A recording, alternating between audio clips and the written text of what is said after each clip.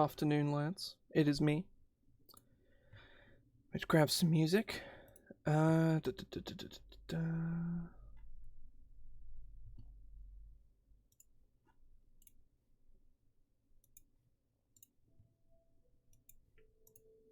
Okay. We're all good. So, we are writing another character today. We're writing Rurik Greycastle. He is a dwarf.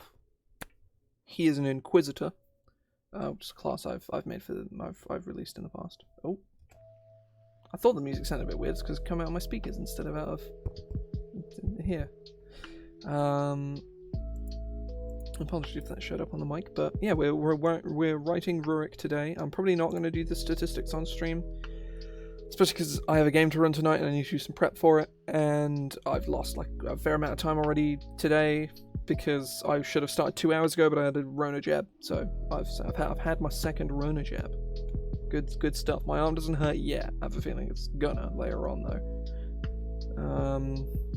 Though I remember the last time I had it, it hurt within a.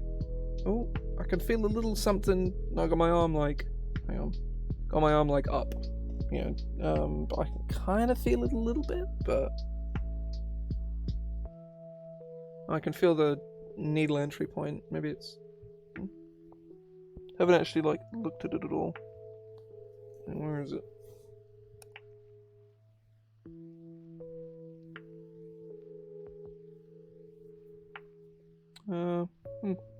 Well, either way, I've had a Rona jab. 5G signal's pretty bad. Can't really pick it up at all. I guess it's like, you know, whatever, right? Either way, I'm gonna write about Rurik. So Rurik, like a lot of the characters from this book, is a PC that's played by a friend of mine in a campaign from a while ago.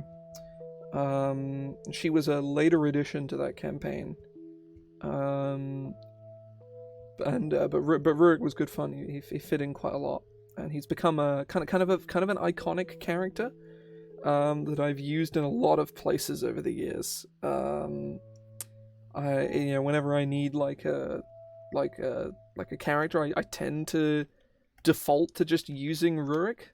I say a character, I mean like a character that kind of fits something that Rurik kind of fits, or just default to using him. So yeah, so we're gonna sort of he does have art. Actually, I'm gonna put it in here. It is old art.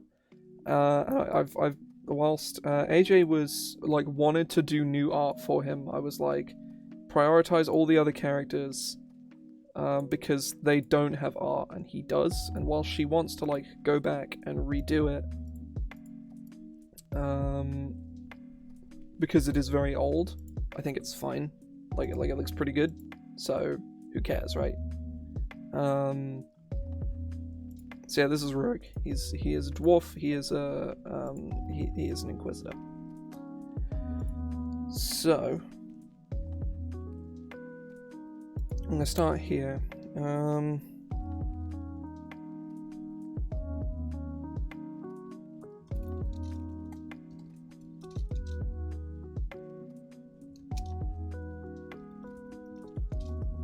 Of an unknowable god.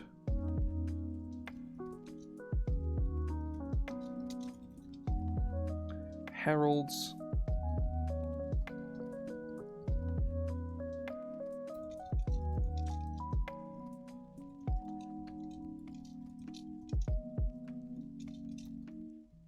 An elder god of truth and knowledge.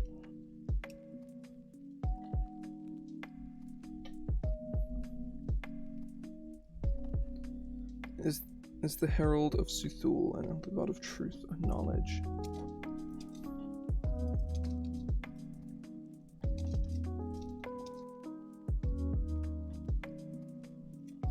Spread the worship of Zasta.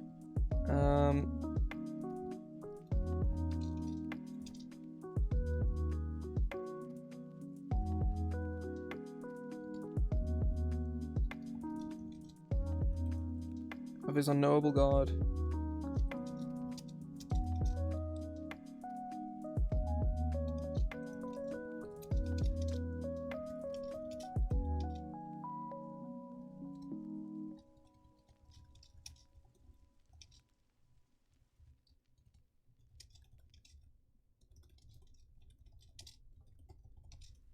Yeah.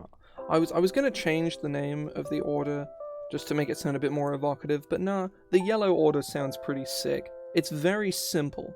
It's very like, you know, it's very basic, but I think it kind of works. I like it a lot. And if anything, I think the only reason I might want like new Rurik art is to incorporate like Yellow Order stuff into him. Like what their symbol is and like divine sort of marking nonsense like that.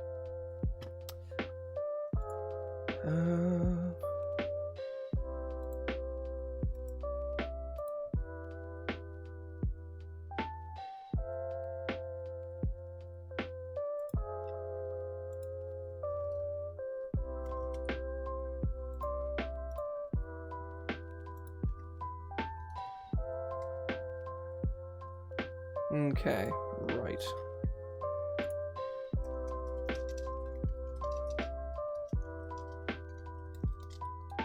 Is an older dwarven man with long white hair.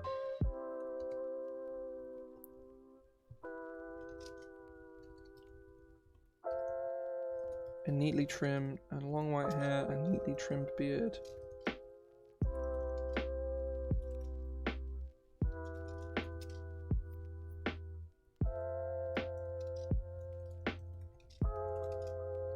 Show aged wrinkle.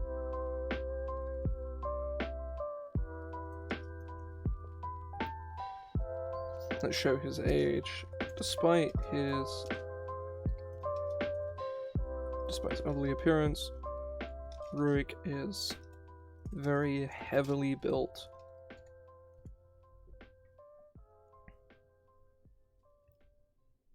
Strong and muscular. Oh.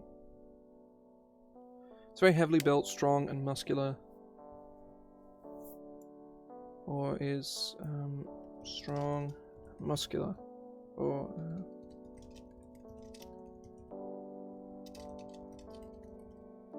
and of considerable strength. It's a muscular build and considerable strength.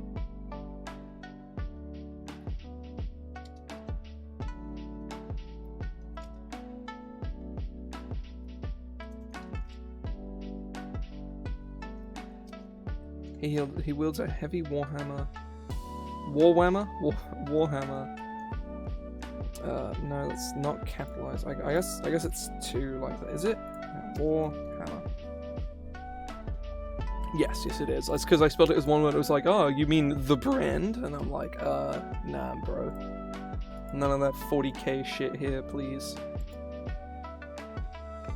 Fucking big ass pauldron looking ass. Tyrannid, Screamo Elf looking something. I don't know. I don't have any particularly strong feelings towards Warhammer. I just find it funny to make fun of it. I got a lot of friends who are into it, and I kind of like memeing on it.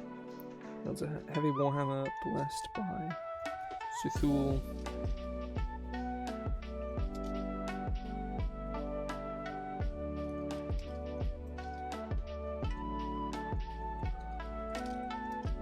Those are the supple robes.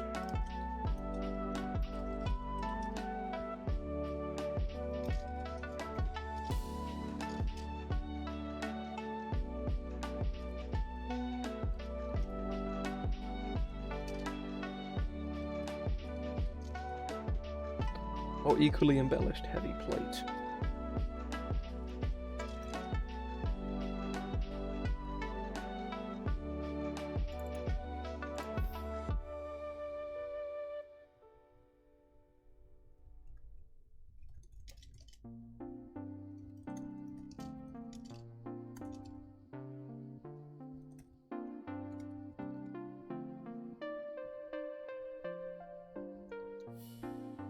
Stoic and serious, Rurik is man. Remember, no time for fools. As he is of great wisdom.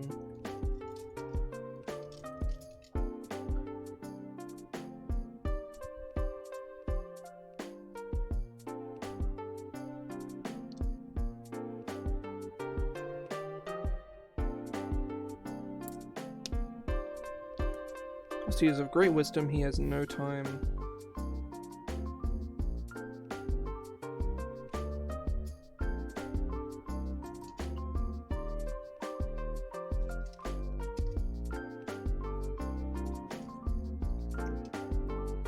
He has no time for those that would waste his. He has no time.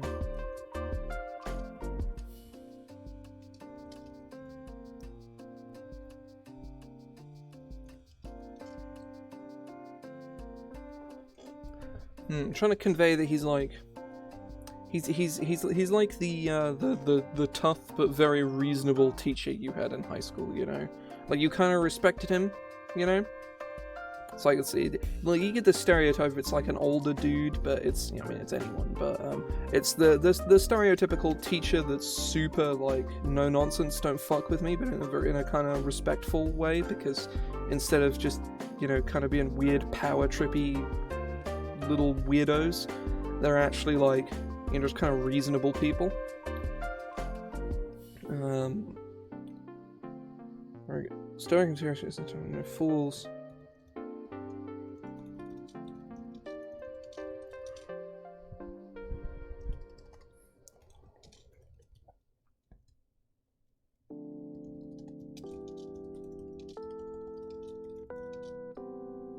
Oh, he has focused himself completely.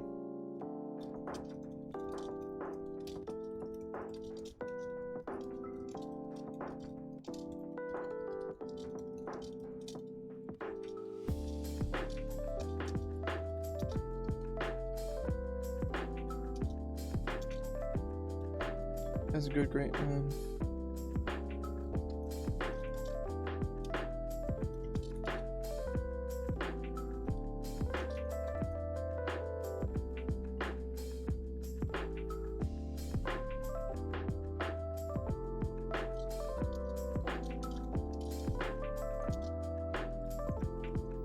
In the form of cryptic metaphors.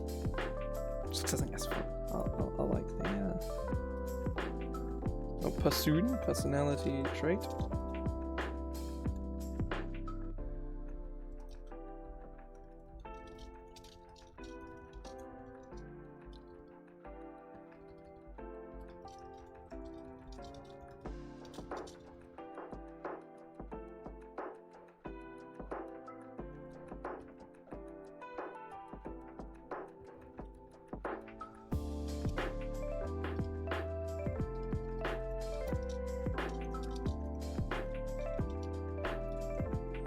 Is a lesson or a warning.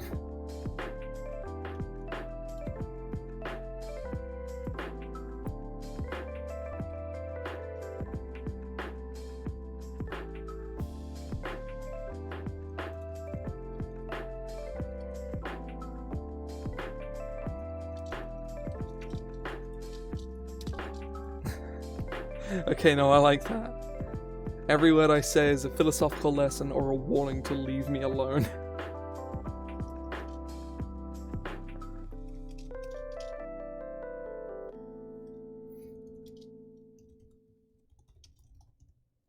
Truth is the only virtuous ideal. I've got Phil and Bond later. It's probably gonna have something to do with like it's God or the Order or something. Flaw.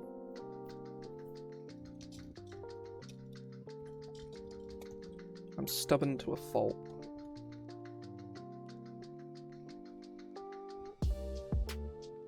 Oh, actually, no.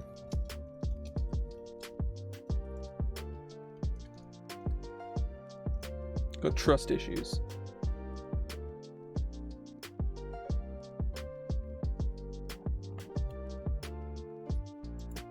I think actually one of the last things I'm going to do is the quest prompts. Not because they're going to be hard to write, but because I need to write about the Order, like Rurik's Yellow Order, before I write about like what he's like in the campaign, because I need to decide like the structure of the Order and all of that, and like how his I can also probably do a second one about like Cthulhu itself.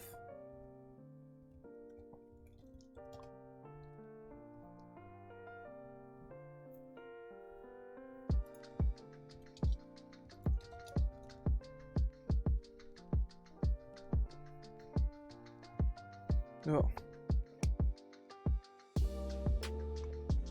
Oh.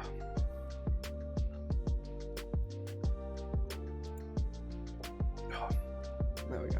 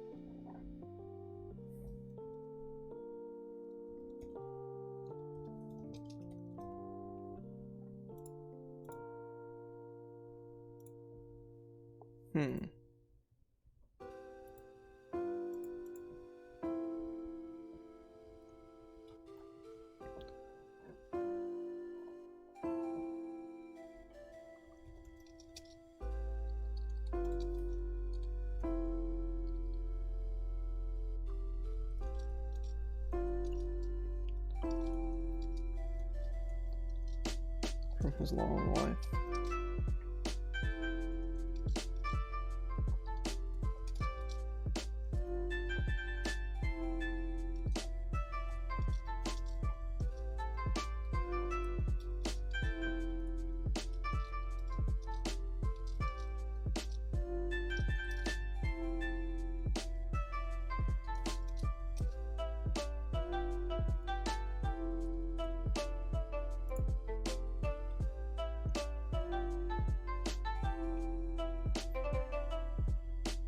That's cool. I like that. I like that a lot.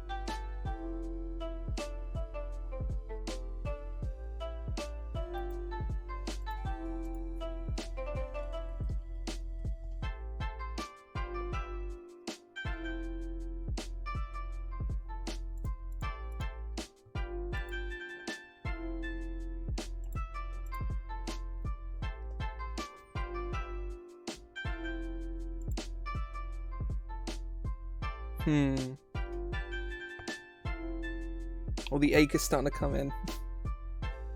I remember the last time I had a Rona jab, I had a really sore arm for a couple days afterwards, and I was fine. And that's probably going to be the same this time around, but we shall see.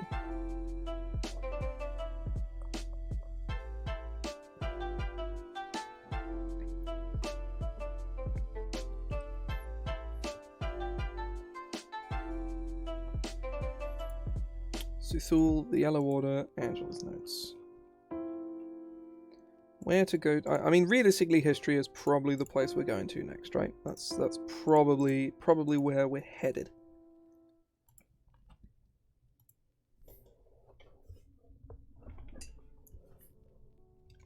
Born into a lesser dwarven clan.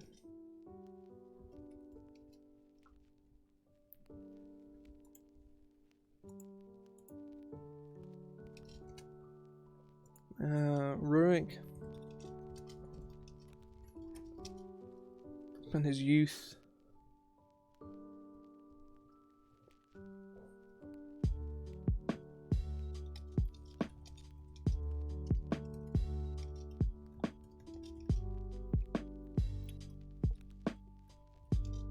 I don't know, let's go through like the hang on.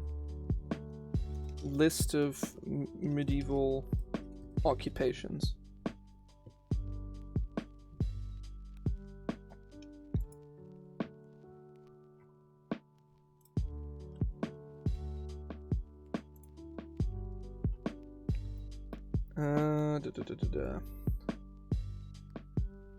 Oh, perfect. This website has 20 jobs on it, so I'm gonna roll this AFR D20. And we're gonna see what we get. 3. Oh, they're stonemasons. Okay, that's a very dwarven job. I might roll again because it's just like very generically dwarven. That's 19. Cook. That doesn't really work. I'll go. His family's... Let's do carpentry. I went for number 18 instead, because cook isn't... You can't really have a cooking business without just, you know, owning a restaurant.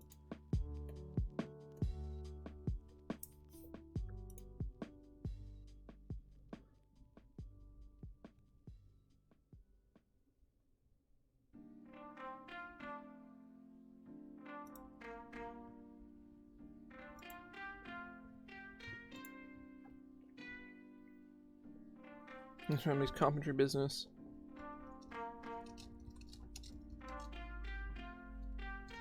Found the work. But found the work dull.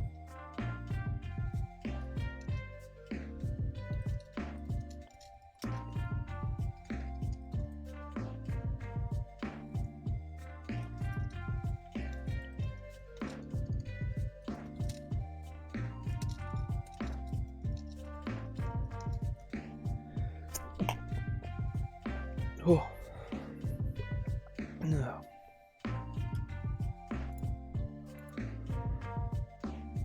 Oh.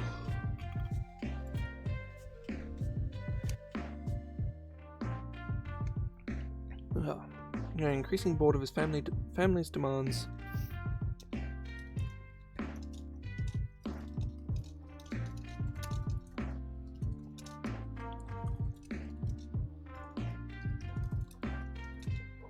Joining with adventuring guilds and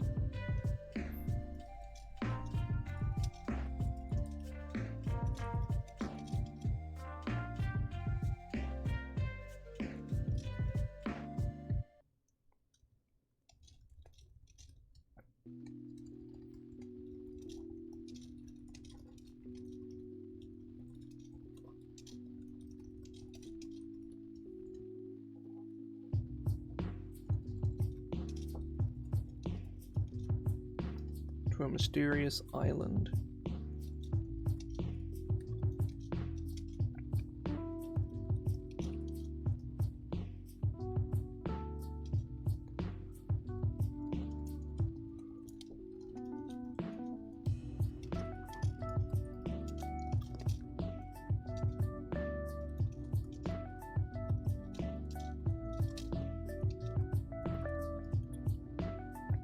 They found the place deserted.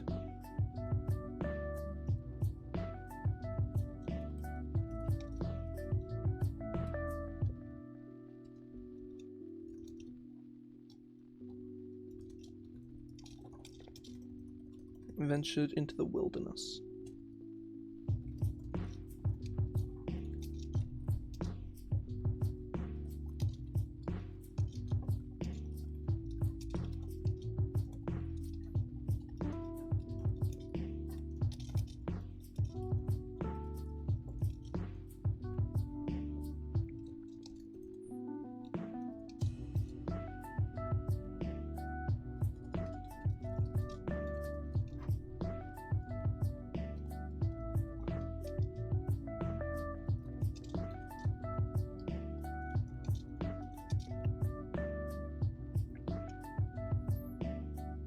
But I found little trouble.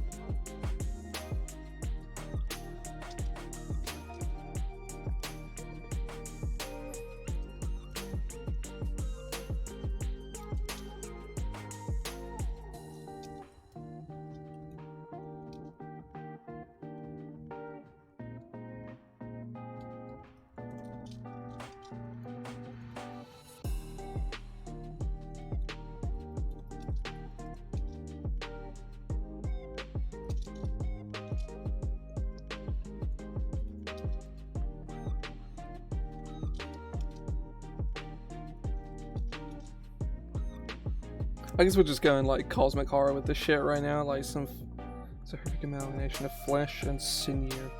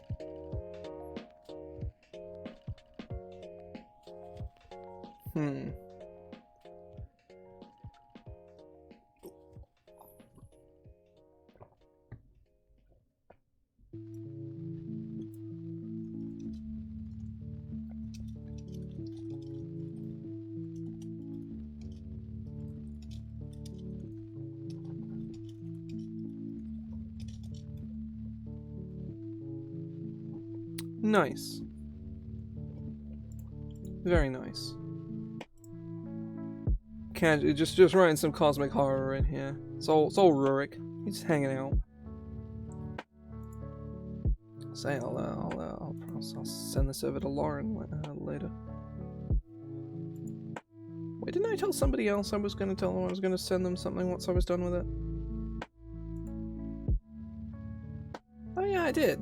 Fuck. I need to message thinking about that.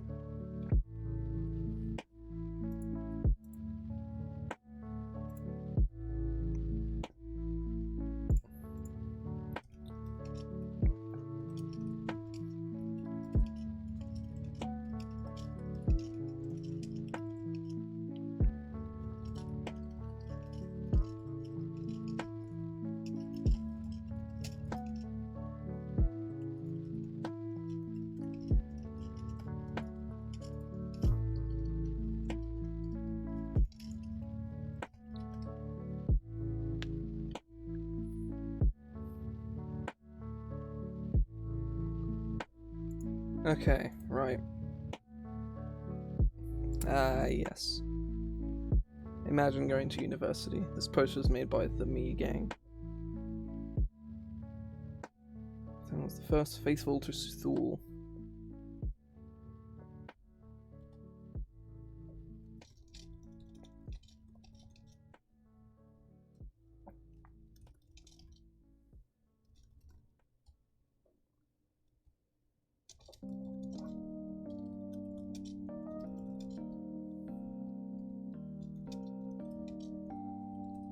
So yeah, welcome in, welcome in.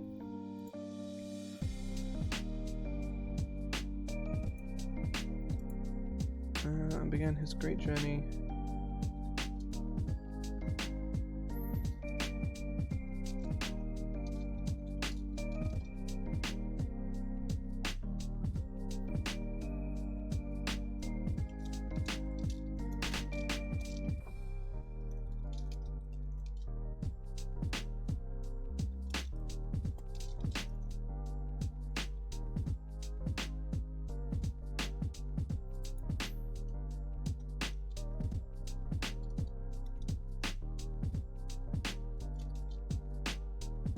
Yeah, pretty good, pretty good. Getting some work done on this whole writing project, and I'll say I'll probably be going for probably another hour or so. I reckon is how long the rest of this is gonna take. Probably at the most, to be fair. And once that's through, I need to head off and get some work done for my game this evening. Assuming that my COVID jab doesn't take the life out of me. I'm alright at the moment. My jab cut my hours ago now. Head feels a little foggy all of a sudden, but I think that might just be nothing. It's just muggy today. It's unpleasant. Humidity's probably like 60%. There's like 24 degrees outside or some shit. Take a look. Correction, it's 27 with 43% humidity. So it's bad. It's not a good time. Yeah, I say these guys are more of a cult by definition kind of vibe. Like they're a cult because they're a small religion, but they probably do have like some weirdo shit going on in there as well. Yeah, that doesn't sound like a fun time. I'll say UK is currently sitting in the kids have just gone back to school. Let's turn it's an end of summer cooldown period into another heat wave that will last a minimum of a week. Oh yeah, I should imagine. I didn't expect the humidity to be so high over there, but yeah, that's not a fun time.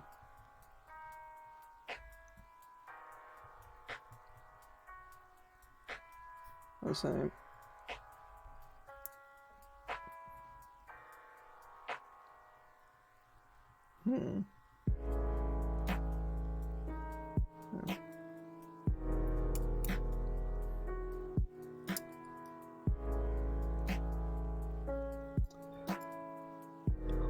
Rival the greatest of gods.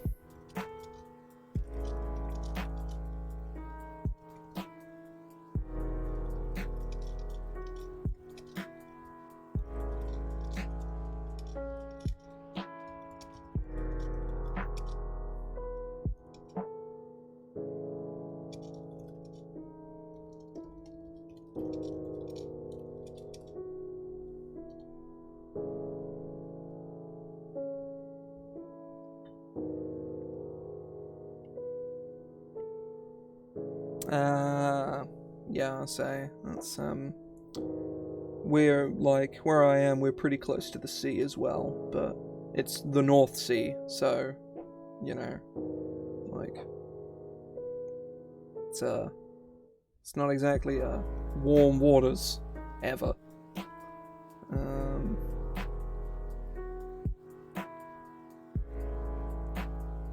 Yeah. I always find, certainly my experience is humidity is the real killer. Because if it's just hot, it's not quite as bad. But if it's really humid as well, instead of just being sweaty, you get sticky.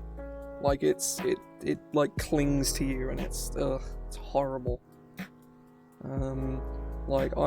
Whilst I do not have any data to back this up, I would much rather for it to routinely hit, or at least I would much rather for it to routinely hit like 35 over here in the summer, but for us to stick at that 10% humidity. Yeah, that was my thought. Exactly. Was my assumption. I say more so because I've never been anywhere with that sort of heat level, or with that sort of heat level without that kind of humidity level. Like UK on the worst possible like summer we will crest 35 and we will stick at that like 50-60% humidity.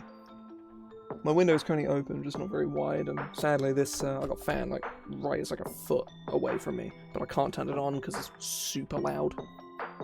I want one of those weird loopy convection-y fans that are basically silent, but I think they're kind of expensive. Oh yeah, I say that I figured it would probably be like,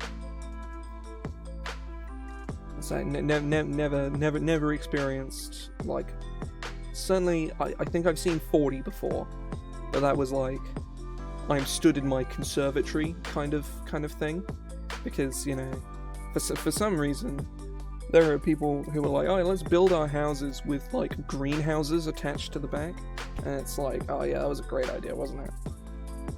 Speaking of, I am like suddenly getting really hot. Maybe it's because I'm talking about the heat, but realistically it's probably because it's ridiculously hot. Make sure the stream is okay.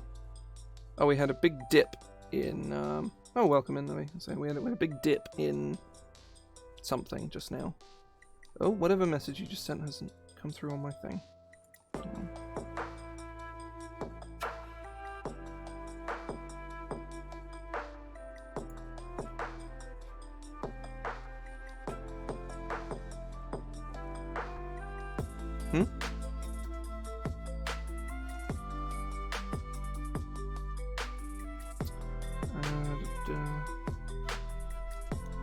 Local farmer?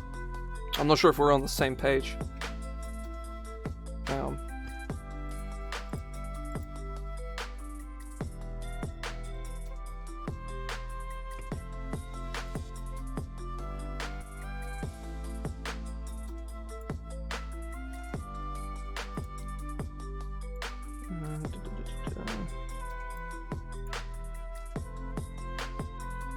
No, you're thinking of a greenhouse. Conservatories, a lot of people have greenhouses. Yeah, conservatories are very similar to greenhouses. It's just they're like for people. It's presumably a lot of conservatories were built in like the 90s when it didn't get quite that humid in the summer and they were actually quite nice to sit in. But realistically nowadays all they are is a melting box. Oh yeah, totally. No, it's made. It's like the roofs are made out of a similar like plasticky material, and otherwise it's just like a room. It's conservatory roofs are like, yeah. During like the spring and the autumn, they're really nice and they're really temperate. They keep your house cool. But in the summer, literally all they are is just like, it's like standing in an oven. It's like if I were to go and stand outside of my conservatory right now, I would not be able to last 10 seconds in there without sweating immediately, because it's like 40 degrees in there. And in the winter, it's ice cold all the time. Conservatories are ridiculous, but there's like, you know, there's probably like a combined 3 months in a year where they're really nice, and then everything else is like, nah, it's just don't. Like my sister has made our conservatory into a music room. My sister's like a musician and the sort.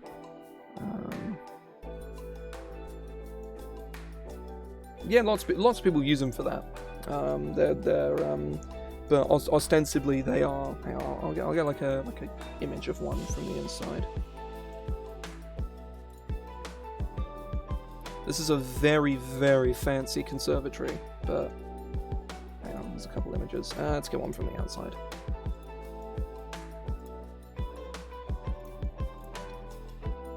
There we go.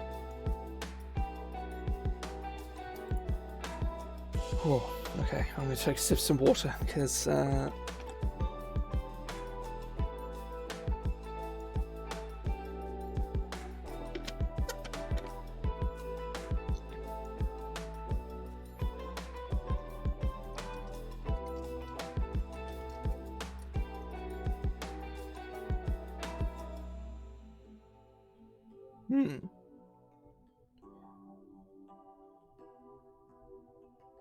Yeah, so the I'm not sure how my sister survives in mine.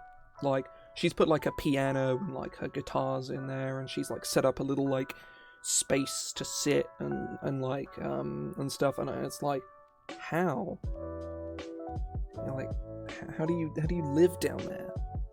But presumably she does it. She was in there yesterday, like, it's well above 35 degrees in there.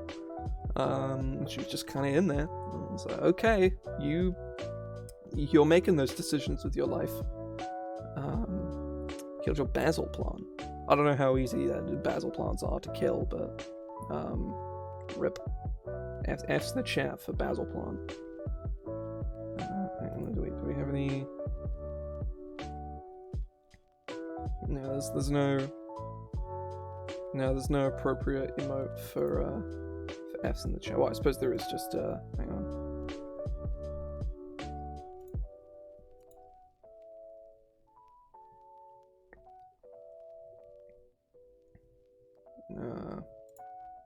There's just this. There we go.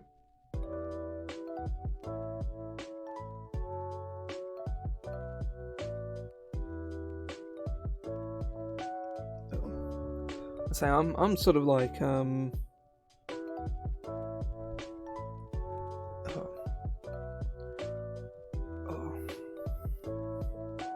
not much of a plant person, I have to say. Not. I'm not like, oh, plants are bad, but I'm just like, yeah, you know, I like there are other things that I would fill my house with to make it look nice than plants.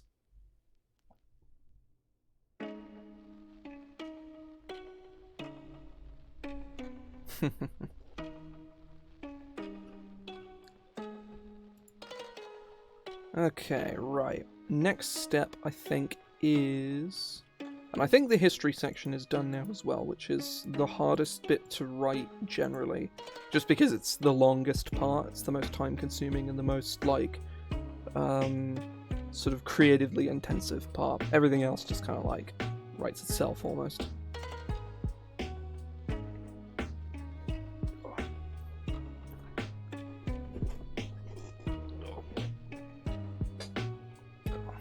I'm not sure what the UK is like, plant-wise, like diversity at least.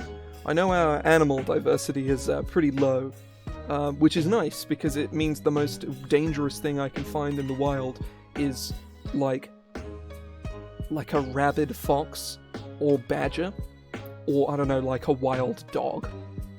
And there aren't really many of any of those. So, I'm trying to think like. Oh, there's like 2 poisonous snakes, but they're like, go to the hospital, but you're gonna be fine kind of poisonous, you know? And we got like adders, and are grass snakes poisonous? They are, aren't they? I don't know. But yeah, we I know they were. Yeah, I'd say it's not really like a snake-friendly environment. We get super... do we get super cold winter? We get kind of long periods of it's just kind of cold, and snakes aren't a fan. There's not a lot of reptiles. Like, at all, really. There's, yeah, I couldn't tell you how many... hang on. UK snakes. Identify snakes. Okay, the Wildlife Trust. I'll trust them. There's adders, grass snakes, smooth snakes. They do look pretty smooth. And also slow worms, which aren't snakes. But they're basically they look like snakes. The hell is a spider peon? That sounds pretty sick. Oh. It's a plant. Wait. I don't actually know what that is. Google does not give me any answers, but yeah, scorpion sounds bad. It's the kind of animal that you can't safely... It's the kind of bug you can't... I don't know, is a scorpion an insect? Oh. See, I googled spider peon or pion, and it didn't really come up with anything. But scorpions. Well, I suppose spiders aren't. No, they're arthropods, aren't they? Like, scorpions, the only kind of animal you can't safely just go, on, because you'll just get stung and die. Or not die, but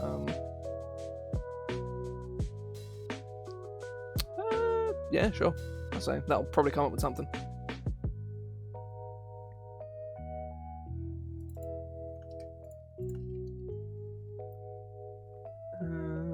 Right, where is the old?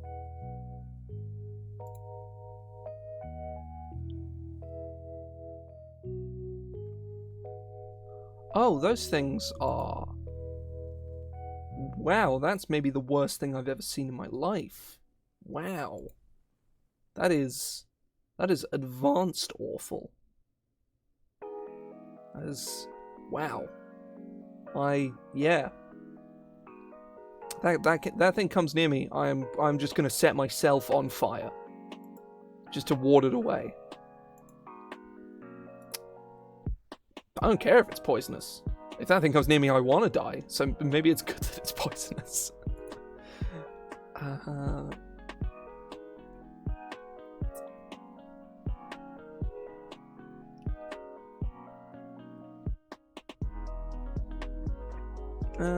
We have 4 snakes. Well, no, 3 snakes, and one of them is poisonous, I think.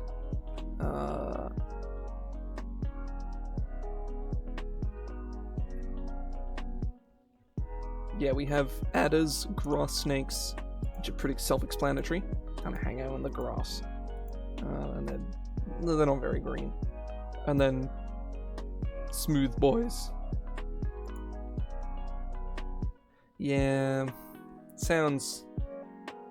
I know. What like really dangerous animal were the government considering reintroducing to the country? Was it like bears or something? It was either bears, wolves, or like a bison or some shit. It was I think it was like, it was something bison adjacent. It was something, like big tank on hooves kind of thing. That's actually probably legitimately the most dangerous animal in the country, is a cow. Or a bull. Hang on. Most dangerous UK animal. Here we go. 12 of the most dangerous things living in the countryside. Number 1 is ticks.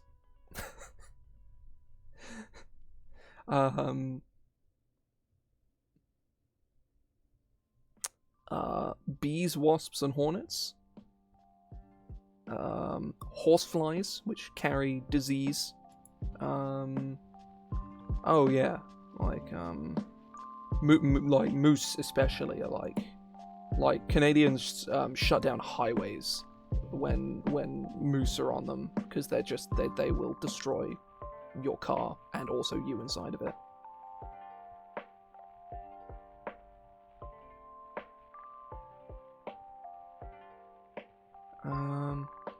Yeah, I'm looking at, like, obviously this is like a whatever list from but yeah, basically all of the top 5 are insects.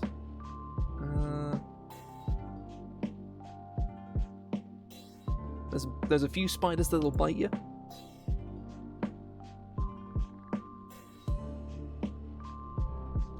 Yeah.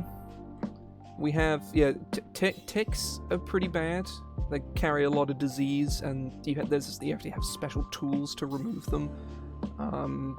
Bees, wasps, and hornets, like, none of them. We don't have killer bees. We don't have anything that's going to kill you. Horseflies carry parasites and viruses and shit.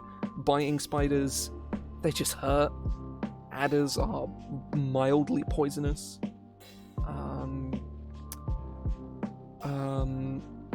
Processionary moth caterpillars, they like shoot spines, like little hairs off of them that cause skin irritation, and if they get in your eyes, it's really bad.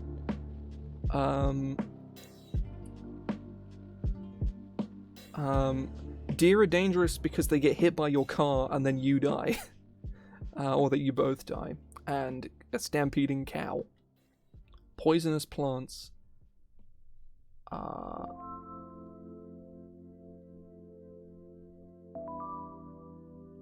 There's hogweed, which blisters your skin, like burns your skin, and can last permanently.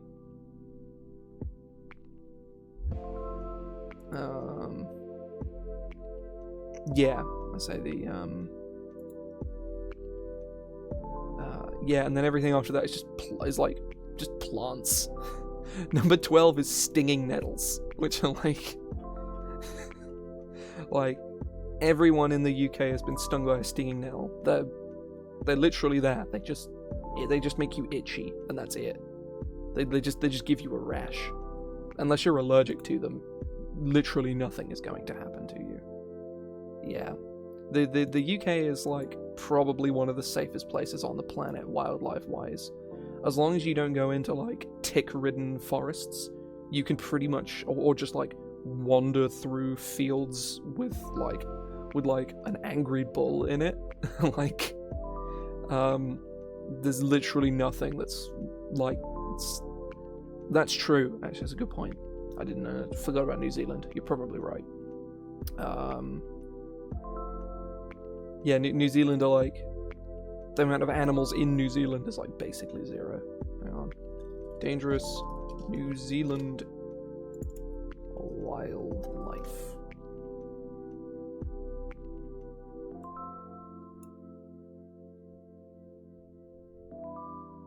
There are some rare spiders that can bite you. There's 3 of them specifically. It doesn't say they're poisonous, it just says they bite you, which presumably means that their poison is so mild that it barely even counts as being... Oh, here we go. Most dangerous things. Yada yada yada.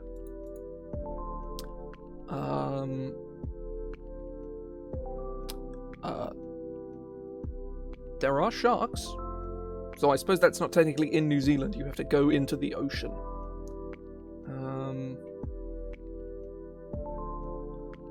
Oh, there hasn't been one in Fatal Shark Attack was 7 years ago.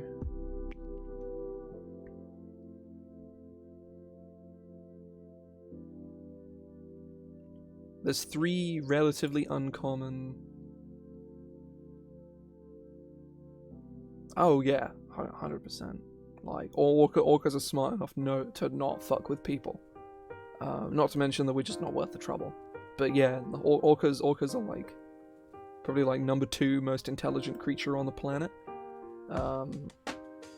Maybe failing to like octopuses or dolphins, but I'm pretty sure they're the most intelligent thing on the planet besides humans. What does New Zealand have? Yeah, they have 3 reasonably uncommon spiders, some jellyfish, mosquitoes, sandflies. What's a kia? It's a parrot.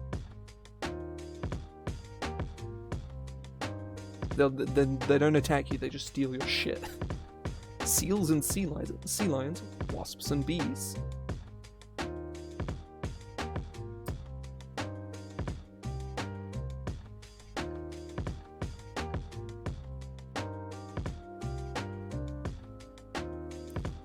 No crocodiles either. That's always good. It might be Twitch, but yeah, I think I might just be on your end because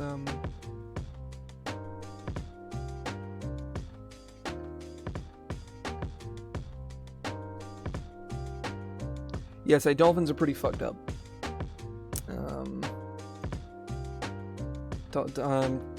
Dolphins. Ugh. Yikes. Like, you learn anything about dolphins, it's like, nah, dolphins aren't cute, dolphins are fucking awful. This thing's terrifying. Ugh. But, right. Let's carry on with work, because I should be finishing within the next sort of half hour, 40 minutes or so anyways. Ooh, yep, starting to feel it lifting up my arm there. It's, though that's the only thing so far. If by midnight tonight the only thing I've got is a sore arm, I know I'm going to be alright for the next couple of days. Right. So let's go over to... let's write about Suthul first, because I think that's probably the most important thing to be writing about.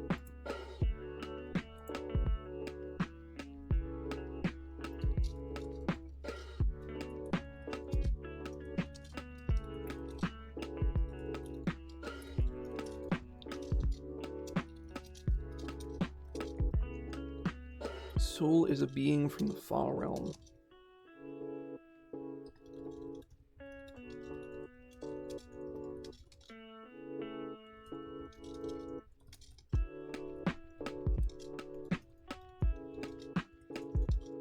Purple fog.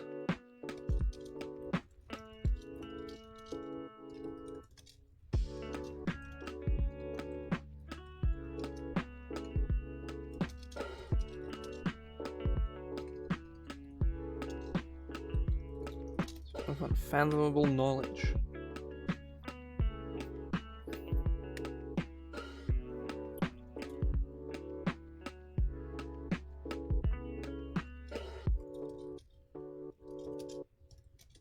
The truth to all things in a multiverse.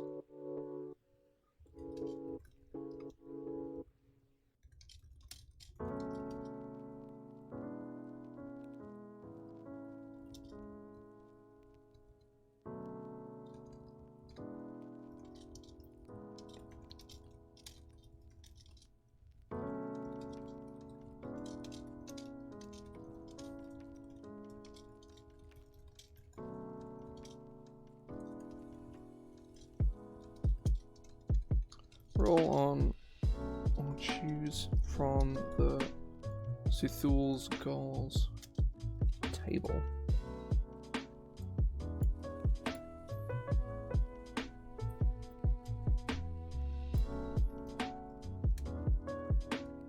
Oh, I didn't mean to. I'm used to Google Drive controls for right now.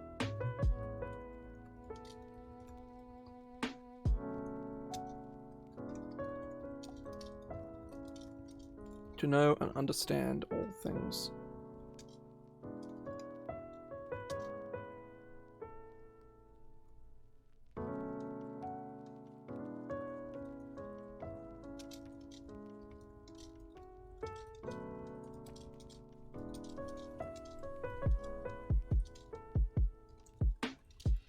So we watch the universe unfold.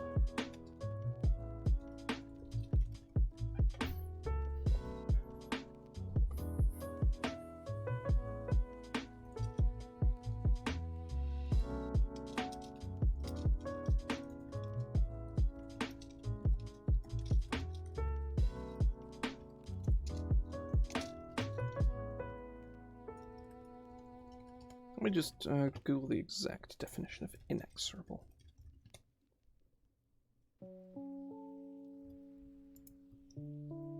To hold back the...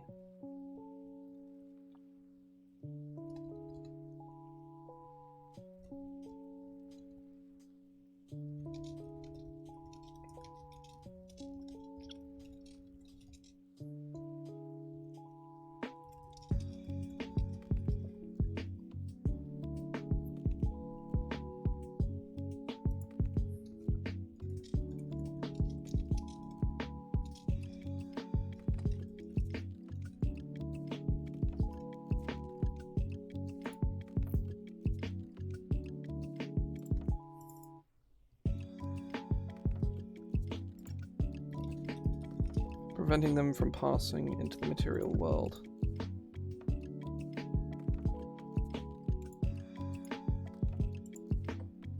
Oh. Oh, got my neck.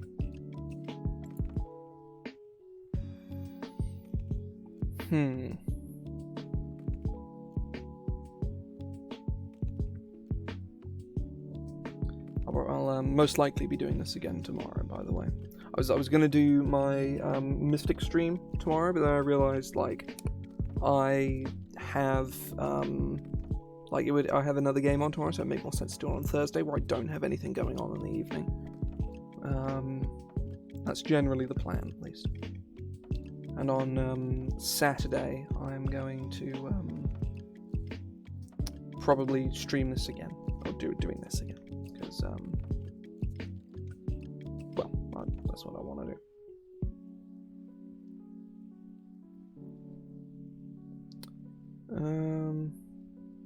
We'll come back to these last two, I think.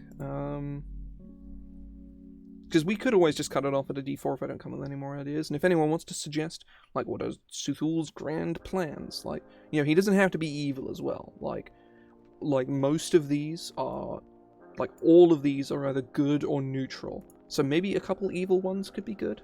I might hang on actually to enter the minds of all sapient beings. Assimilate them into himself. There we go. So all things are me. Haha. All will be one. Yada yada yada.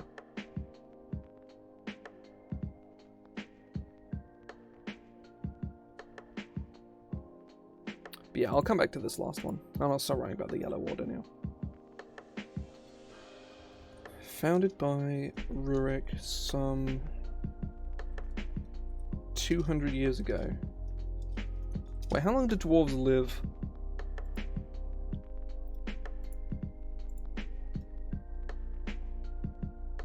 Oh, they live like some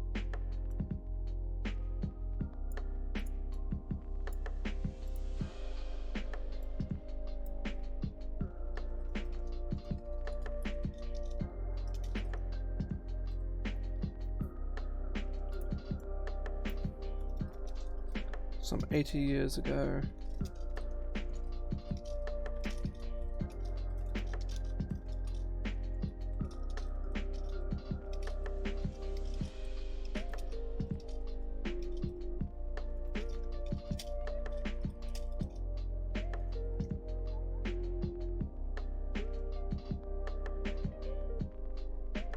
Four of the faithful had been touched by Suthul.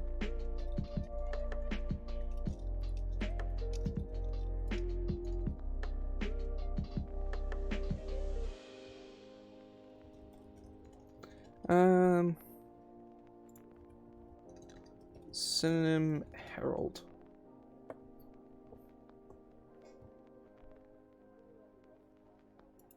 Rurik named Forerunners.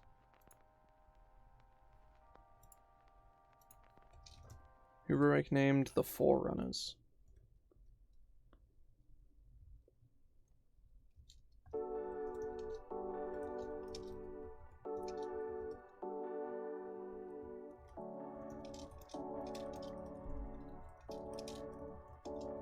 While some of the Forerunners have passed away,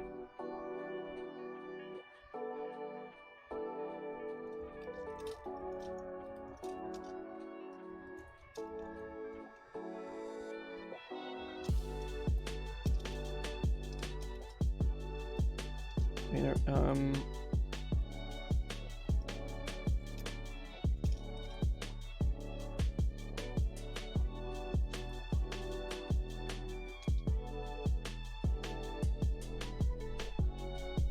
oh, candidates.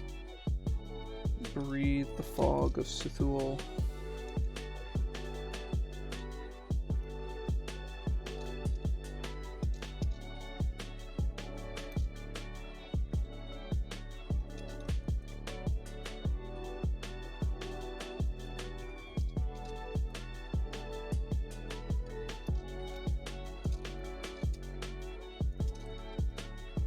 Mark as the new Forerunner. Did I fuck this up? No.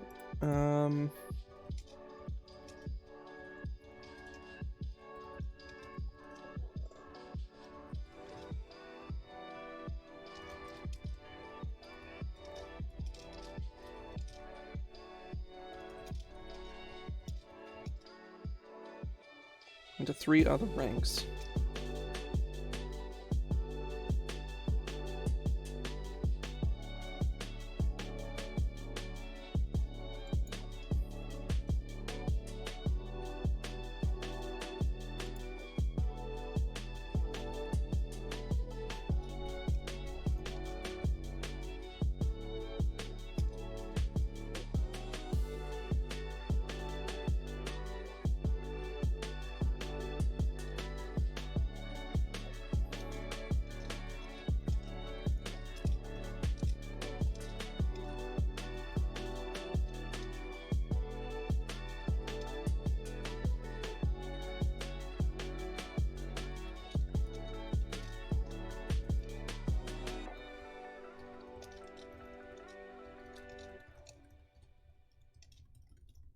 and simply attend sermons.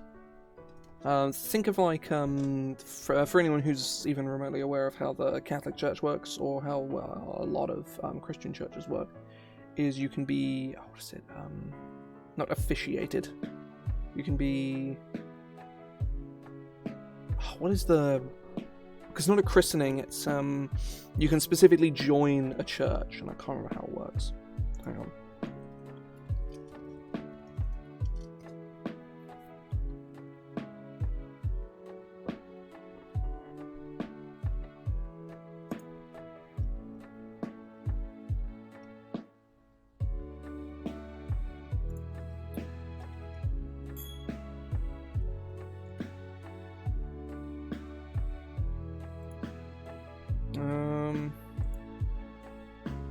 Confirmed. That's it. I remember. It's like being confirmed into the Catholic Church, where you become like you officially by definition become a Catholic, assuming you weren't like baptized as a child or whatever. I think it's an alternative to baptizing, or maybe it's like a different practice, but that's the one I'm most familiar with as someone who's like my dad goes to church. I haven't been in a decade, you know, like. You know, like that's my exposure to, you know, my dad is a like loosely practicing Christian. I haven't been to the church in 10 years, but my dad occasionally tells me funny church gossip, and that's it, right? Like that's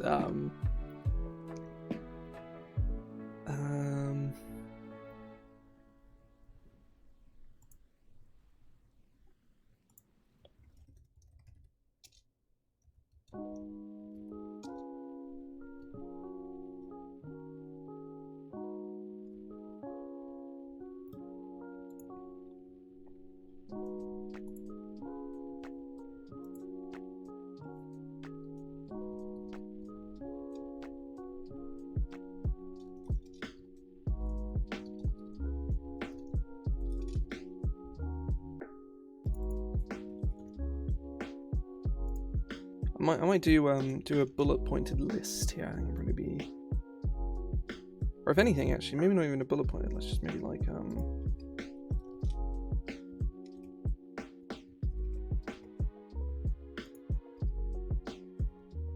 not simple, simply.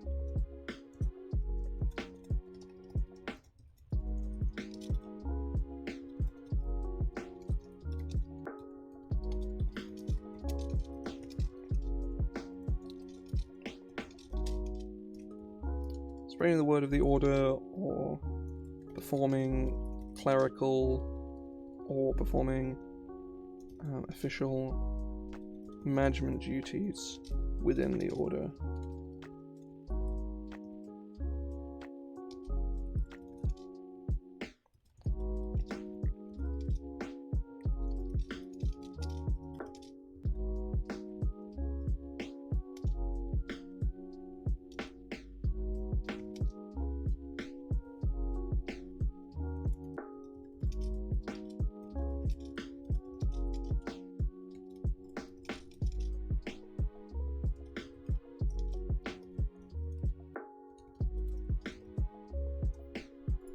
I can't spell proselytizer.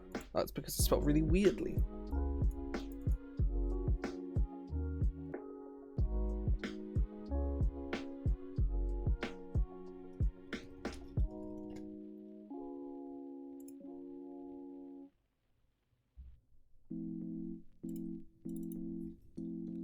Senior disciples. I guess I can just senior.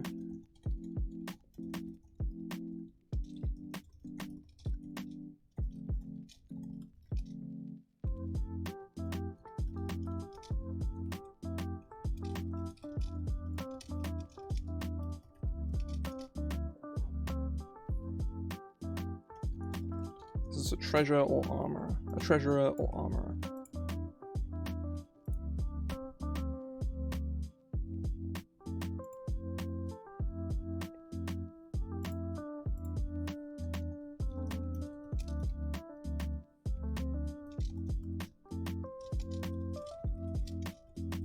priest or teacher of the order.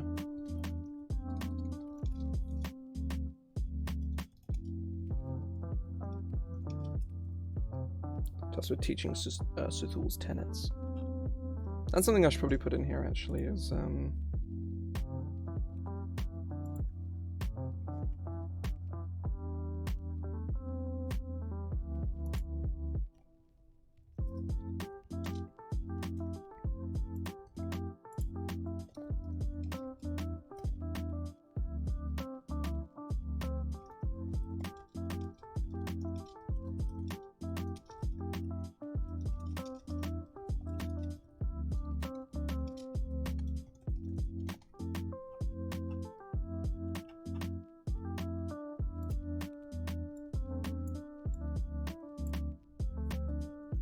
come back to this.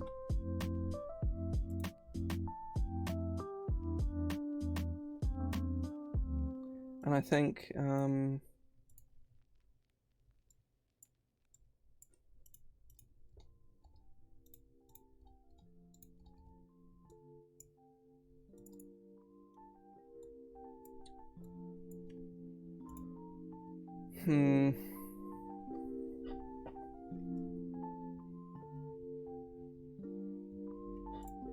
maybe doing this, I think it's probably the way to go, actually.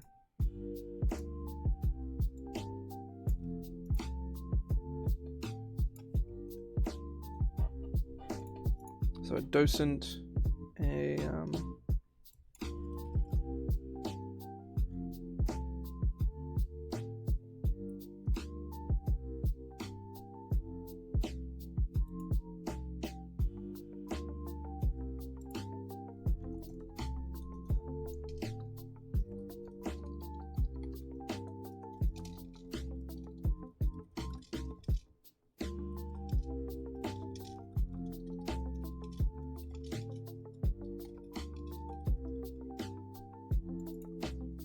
defenders and paladins of the order.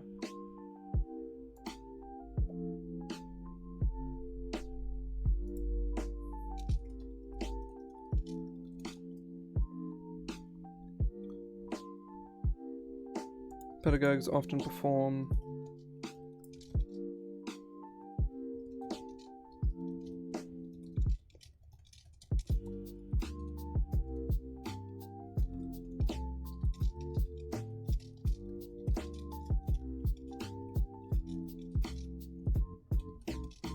the church's relations with the common folk.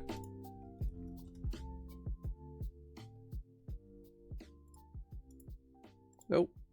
Several. There we go, that's how you spell it. I like that, that's cool.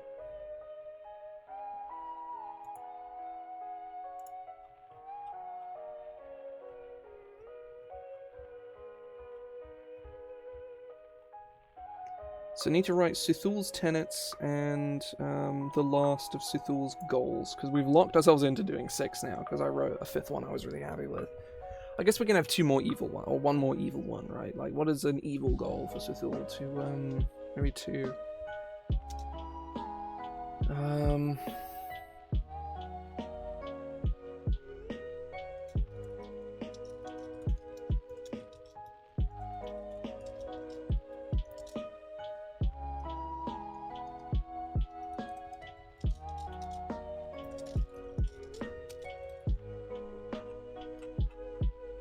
So words is truth must be sought.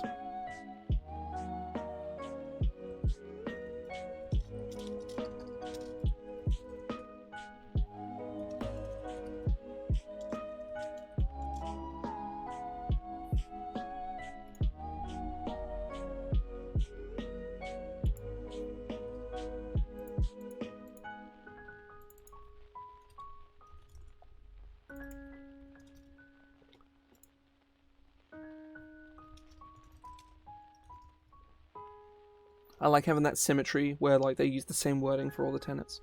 It's kind of like the 10 Commandments, like thou shall not, you know, like it's thou shall, so on and so forth. It feels very poetic and very symmetrical, and I'm a big fan of it. I also really like writing gods. I wrote a whole book about it. As I'm gonna plug my stuff because I will plug that fucking book until I die. And this is kind of a spiritual kind of successor to it. It's kind of like the same. It's called Angela's Deific Dictionary. It's a book of a bunch of gods. It's got some magic items in it. This is Angela's Mortal Manual. It's got a bunch of NPCs in it. You know, it's my desire is to eventually have a trio of Angela's books, in which you can pick up all three of them, and they provide three really useful things for you to, like, that you can just like drag and drop into your games. There is Angela's Deific Dictionary, which is a bunch of gods. There's Angela's Mortal Manual, which has a bunch of characters that you can use. And then there's going to be Angela's something atlas. I don't know. But it's going to be like a list of like cities and settlements with abundant amounts of detail in them. Like a lot of detail in them. It's gonna be good stuff. I'm looking forward to it. Right, that covers quite a lot of stuff. We've got statistics. Oh no, we don't have statistics. What the fuck am I talking about? We have the extra section, which has provided a lot of text.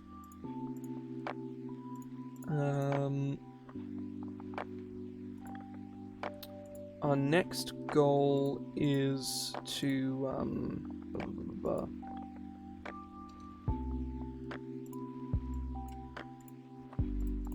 hang on, just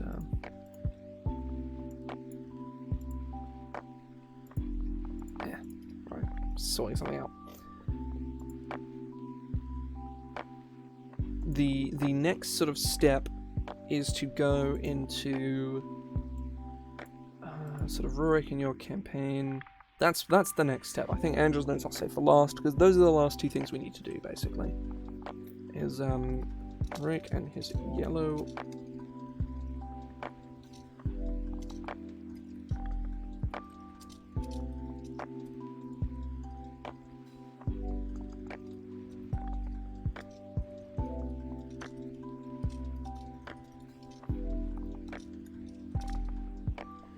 be a powerful ally to the party.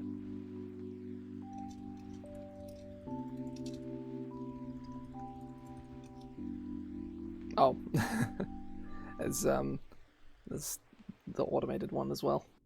With certain characters potentially joining the order, certain characters sympathizing with Rurik's goals of religious freedoms for his faith, whilst others may even decide to join the order altogether. Alternatively,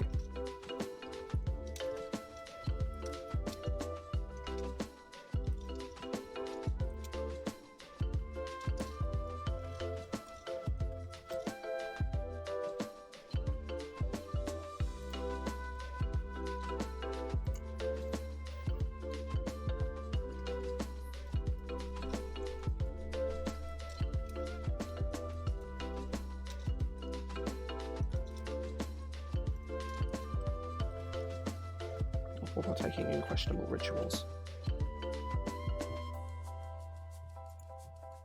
Something else I might do here too is able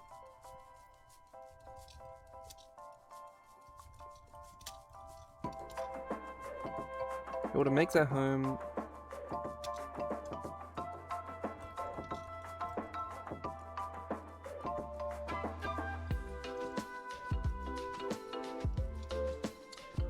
there are 25 in total. 2 of them go together, so there's 24 entries, but there's 25 NPCs in the book.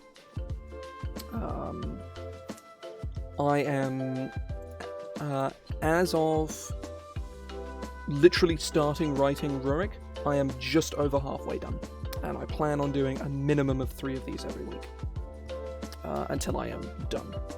And some of them I will do on stream, some of them I won't, because some of them are like, I don't know what I'm doing with them yet, so I don't want to have to like brainstorm all of that on stream, because it could be an interesting watch for some of them, but for a lot of them it would just be really boring. It would just be me racking my brains for way too long. And some of them are like, I think I've mentioned before on stream that they sort of, they're like a, sort of more some deal with some more serious topics. Not anything super super crazy or anything, but the kind of thing that I wouldn't want to fuck up on stream. Like if I fucked it up and like someone a test reader goes. And I can go, oh, okay, yeah, that's cool, I'll fix that. That's my bad, because that's happened before, it happens to everybody, it happens all the time. But at the same time, I'd rather not do it on stream in front of a bunch of strangers, That's the, I'm not at all ashamed to say that I've fucked something up and put some kind of yikes in a book before, but someone pointed it out, and then I changed it, and that was that, it was as simple as. That's the magic. You get people to read your shit, and then they tell you if you've kind of done a yikes in it or not. And luckily I haven't like crossed any crazy boundaries or anything, because it'll gross. But like I've been like, I probably should have thought about it that way. That's my bad. Like let's fix that. It's a big part is being able to take that kind of stuff in stride, not taking it too personally. Not beating yourself up about it over it. I don't know. You know what I mean. Don't beat yourself up about it. It's not a big deal. It happens.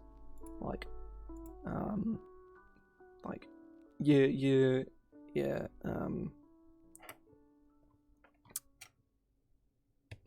I feel there was more to the point, but I've kind of it's pretty succinct. I don't need to keep talking.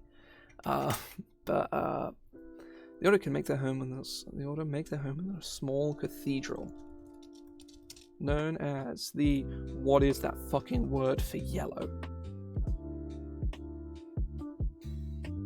Xanthus. That's it. I fucking love the word Xanthus. It's so good. Known as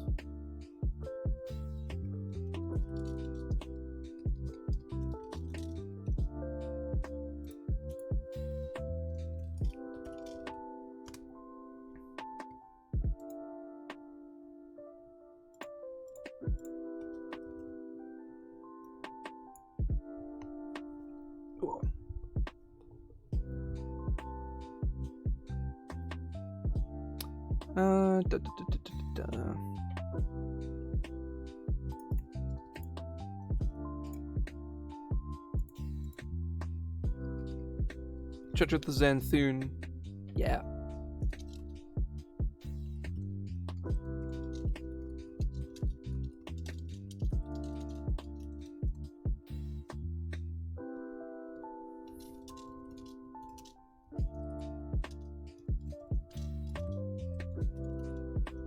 The tower appears somewhat ominous from a distance.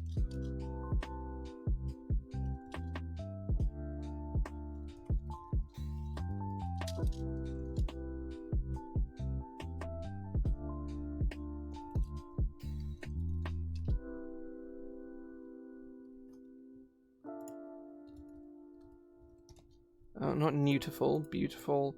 Yellow, green, and purple stained glass.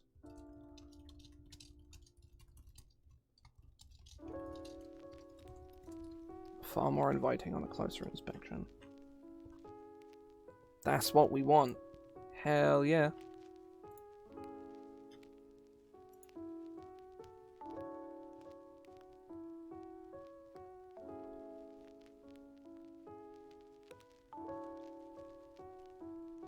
Someone just put out a call for game designers, but at the same time it's like I have too much shit going on right now.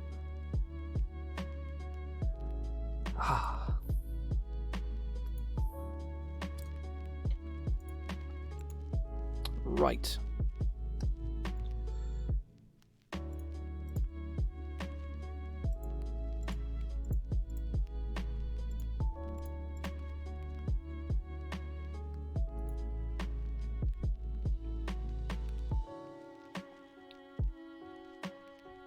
So quest prompts. Rurik.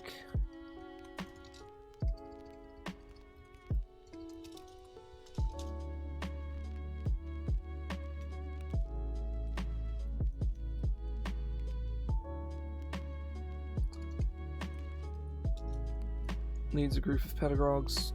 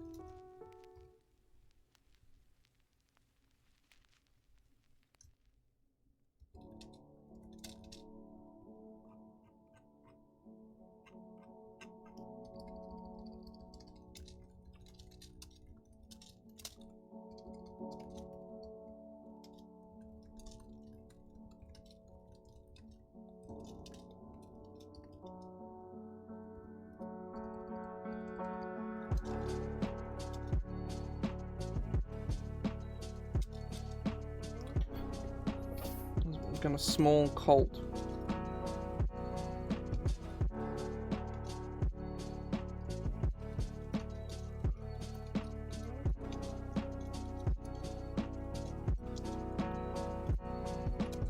Discreetly.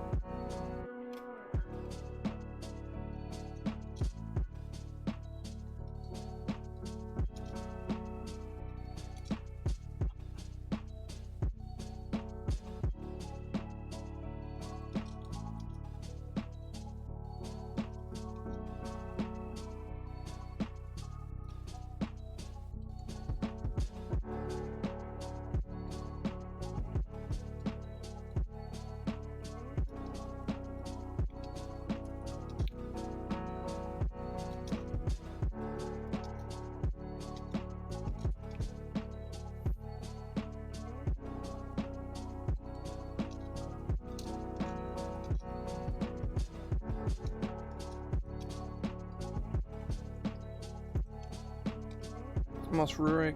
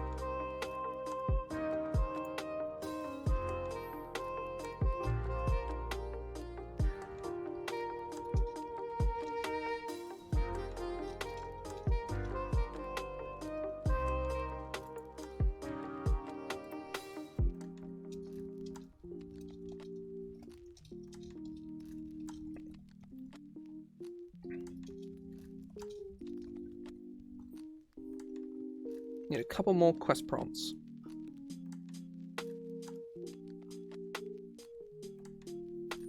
What could Rurik hire them to do? Oh, thieves break into Zenthune and steal rare artifacts. fears them falling into the wrong hands, but is ill.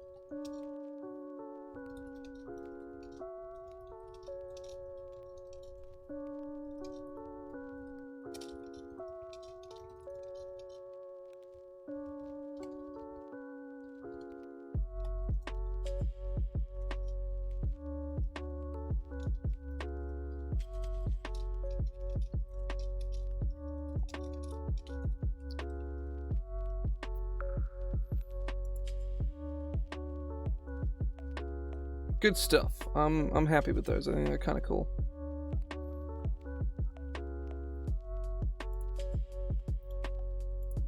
I just need to write Angela's notes, and we're just kind of done. That's pretty good.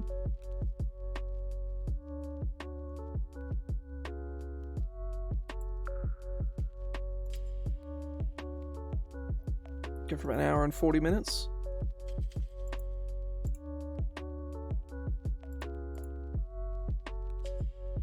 It'll be on the guild, because there are like stats in here and stuff.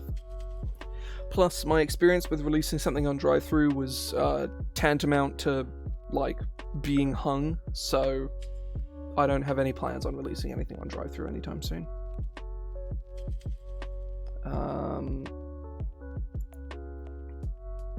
But yeah, it's gonna go on the guild.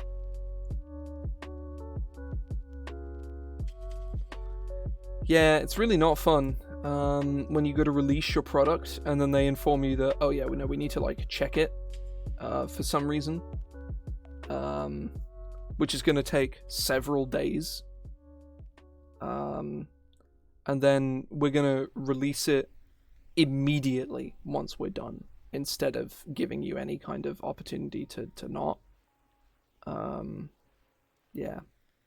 I had a horrible experience trying to release on drive-thru the first time, and I'm sure now that I know how it works, that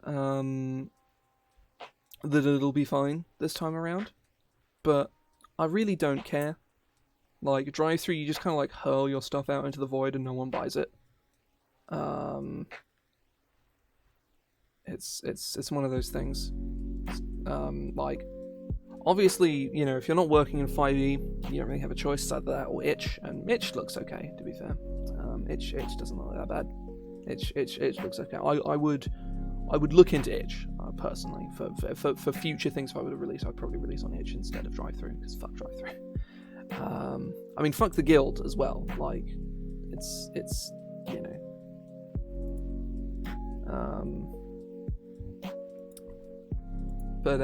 yeah. I say I've it's been a long time since I've had a good experience with One Book Press. Like, it's been a long time.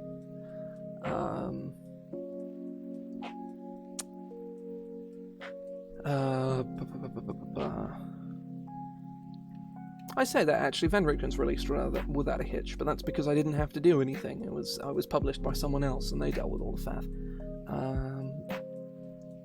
Either way, I'm gonna stop complaining and do some writing. Angela's notes. Oh, that was something. I was going to do. Actually,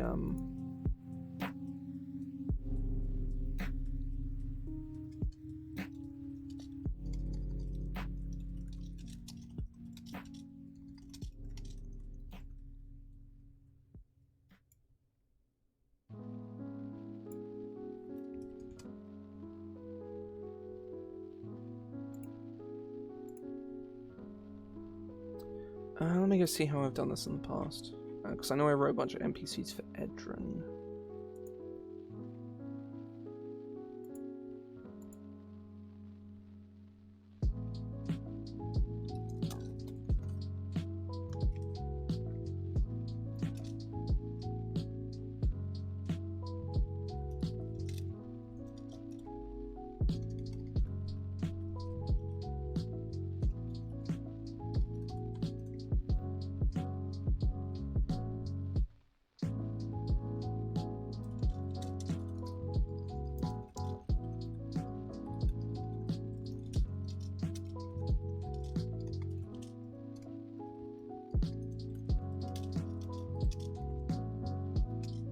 And is his closest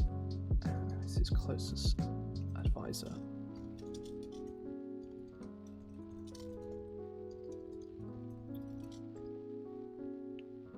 She's highly intelligent. She's highly intelligent and efficient.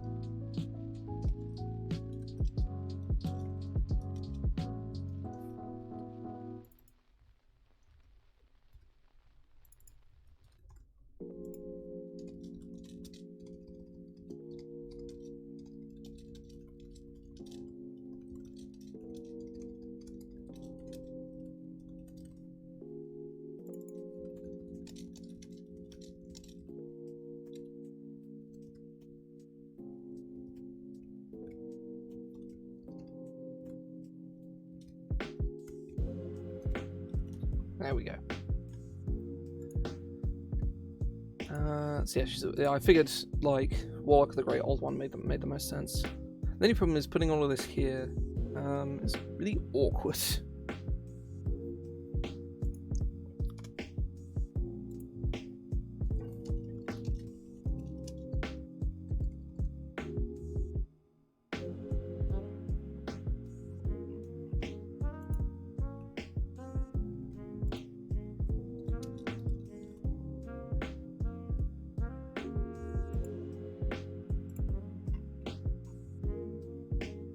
We need some more characters. I realized I was like, yeah, we aren't actually that done yet, but we're almost there. Next was Rurik's first disciple and his closest advisor. She's highly intelligent and efficient, with much more of a sense of humor than Rurik. But in her own, who you choose granted a magical replacement. Saul himself. What you first saw herself? Saul himself. Just remove that.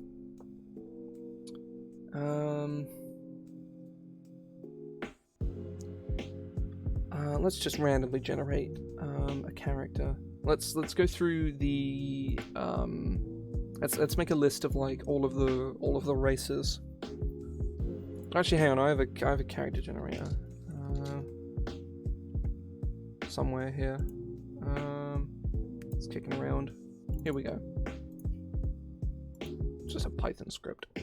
Generate like 5 characters and pick something that's interesting.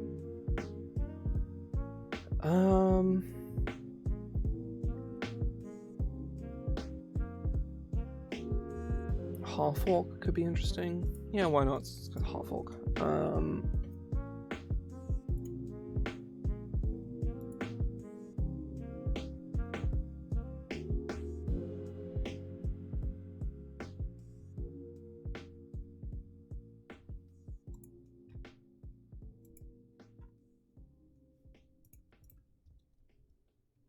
Did it again.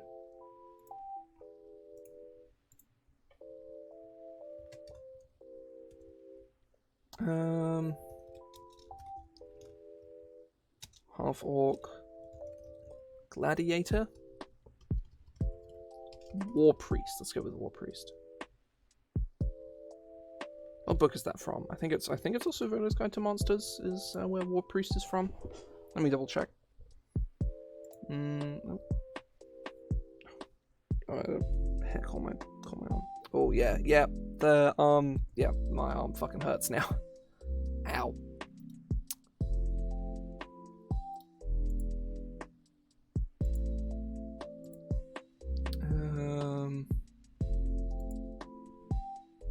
No, that's not what I'm looking for. I'm looking for war priest. Yeah, it's Volo's Guide to Monsters.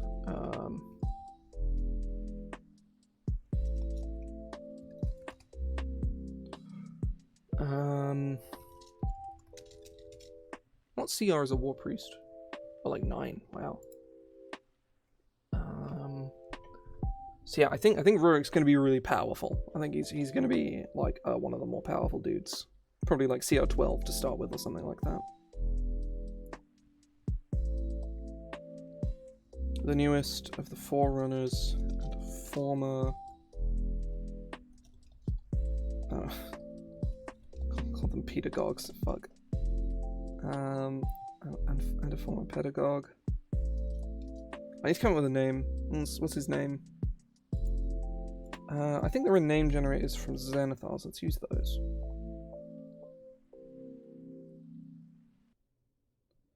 Oh, there's one from the DM screen. You just generate names. Oh yeah, the original. You can generate 3-syllable names. That's kind of funny. Let's do that. Let's see what we come out with.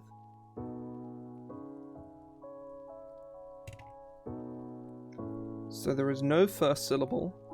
Second syllable is more.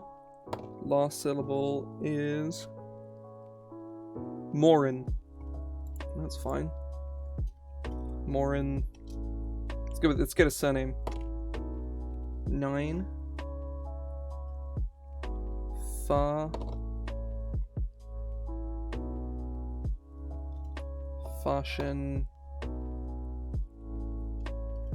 Fashionar.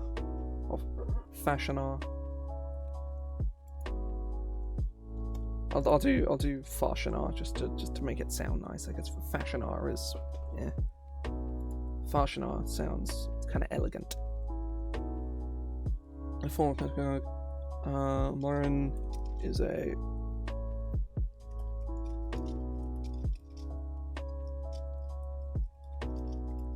incredibly wise teacher.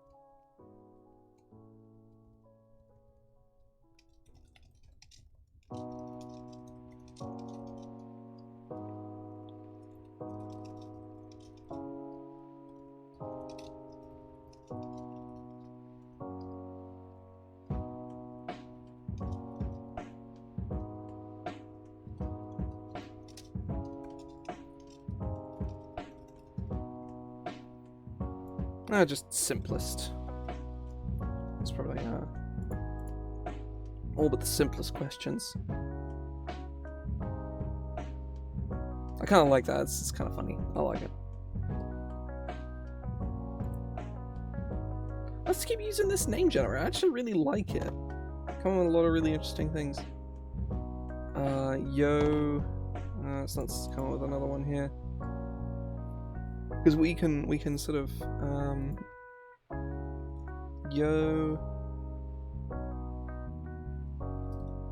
Yojin. I just kind of like Yojin. I'll probably do it like Yojin like that.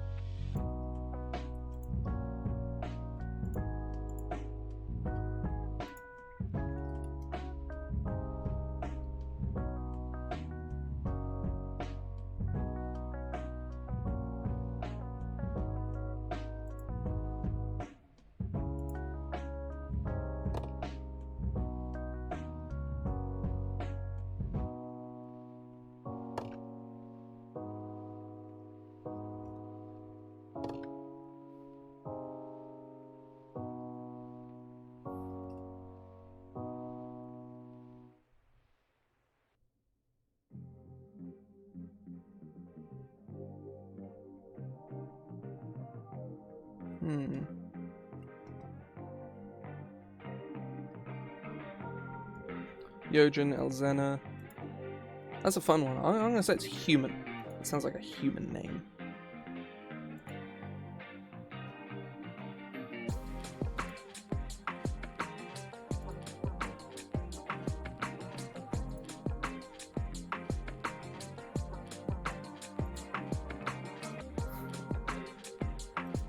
Okay, I just saw a leak for a magic card and it's really funny.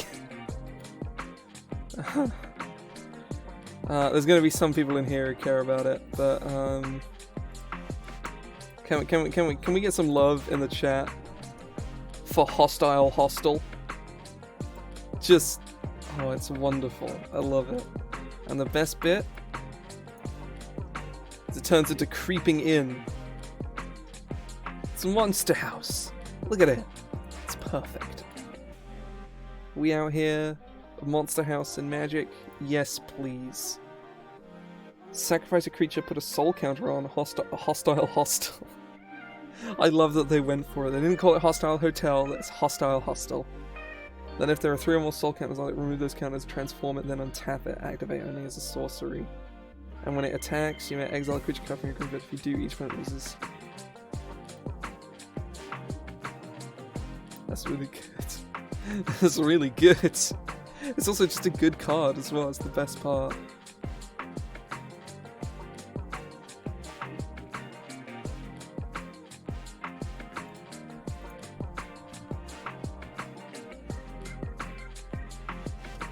Okay, right, I'm gonna stop memeing and Yojin Elzena. That's a human. I'm gonna say let's go Lawful Evil this time. Lawful Evil human Blackguard.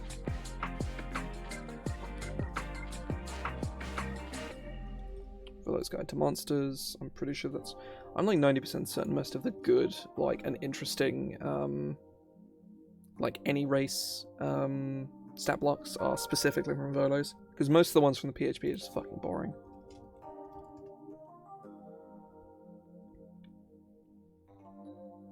Yojin Elzena.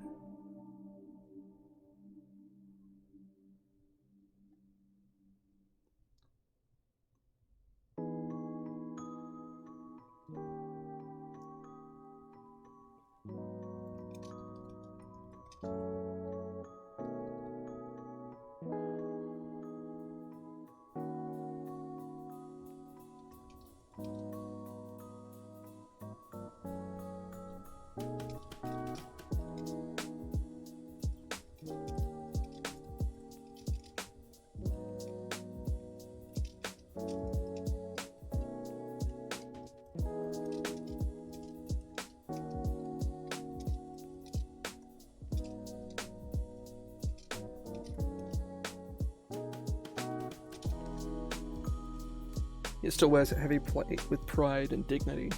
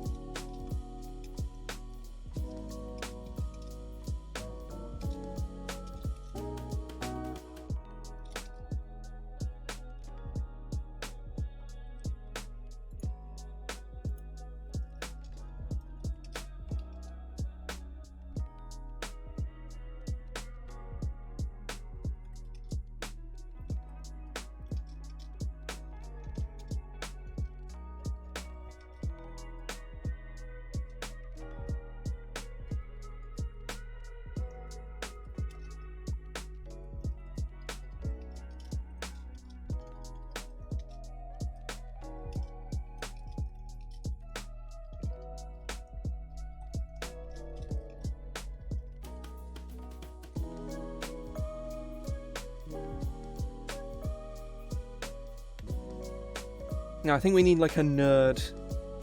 We need a big dumb nerd character. So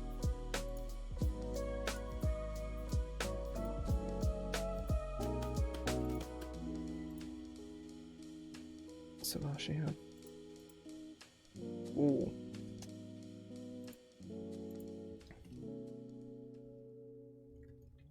Savashia. That's a really cool name. I really like that. Neutral good. Azimar. Yeah, that's cool. Neutral good. Azimar. Neutral good. Azimar. We'll just go with hey, let's look at the any race stat blocks real fast.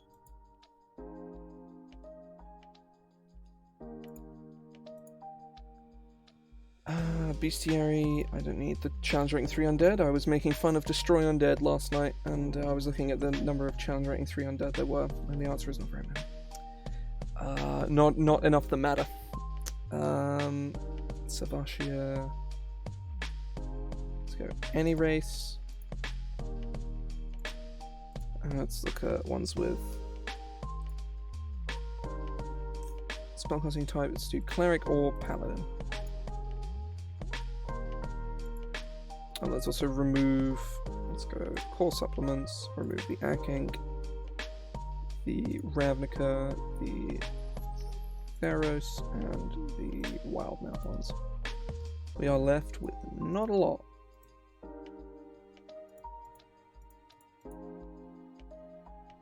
Maybe, oh, I know actually, fuck it, we'll just make them mage.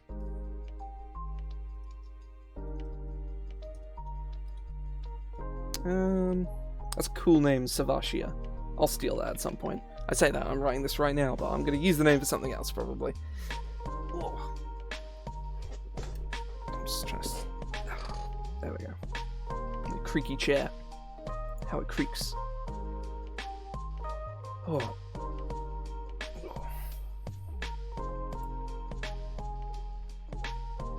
I have a message.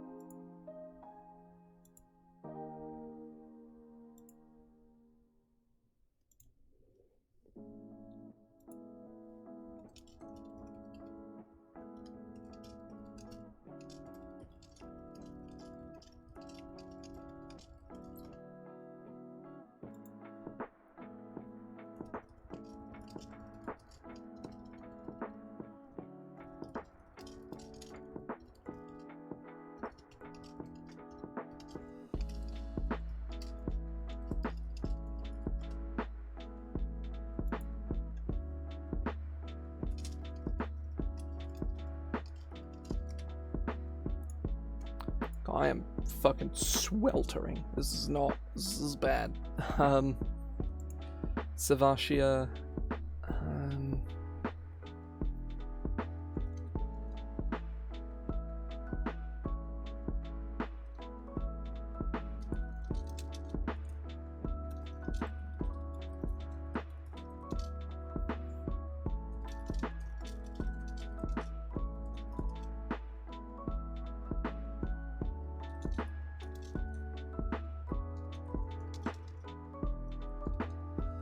As a docent.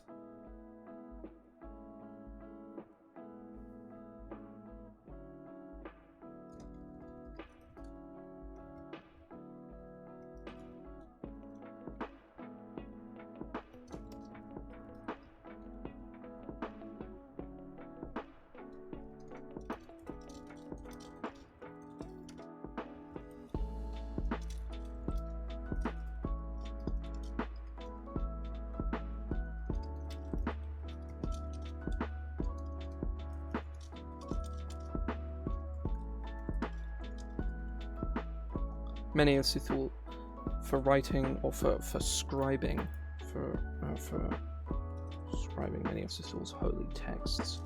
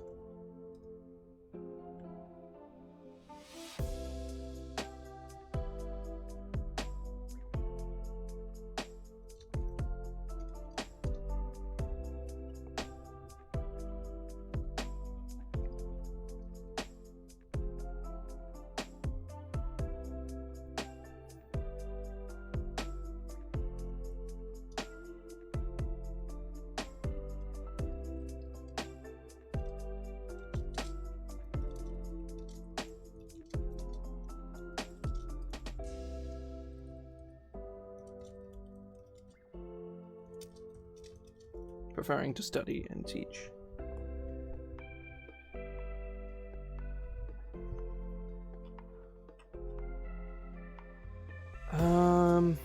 Yeah, I think that's all of the Yellow Order. It took a lot longer than I expected it to, but it's fine. Now I just need to write Angela's notes, and then I am actually done. And then I need to go, because I have a game to prepare for. And I'm also fucking boiling, and I want to turn this goddamn fan on.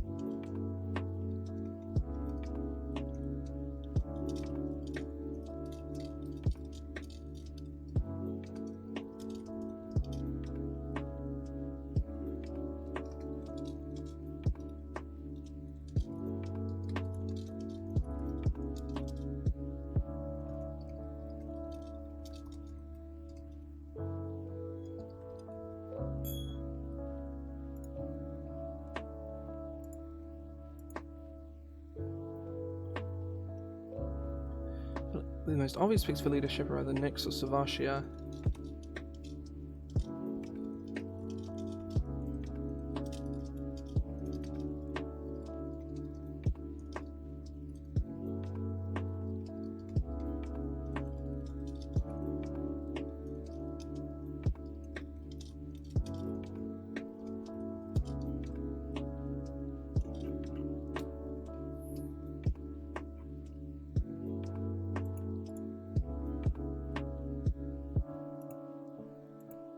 It's spelled Savashia, right? Yeah.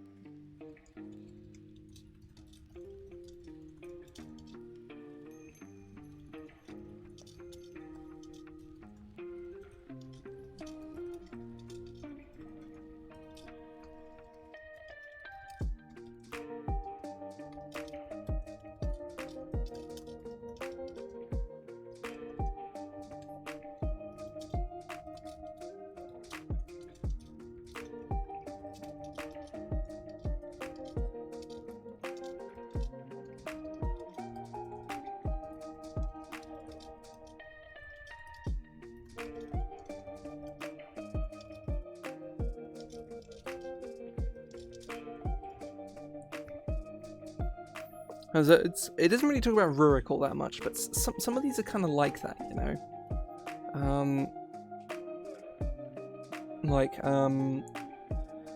The real sort of character, the reason you use Rurik is not because, like, Rurik is the best character ever. Like, Rurik's pretty cool, but you use Rurik for Rurik and the Order, and the Order's kind of the star of the show. Rurik is the framing device for the Order being cool.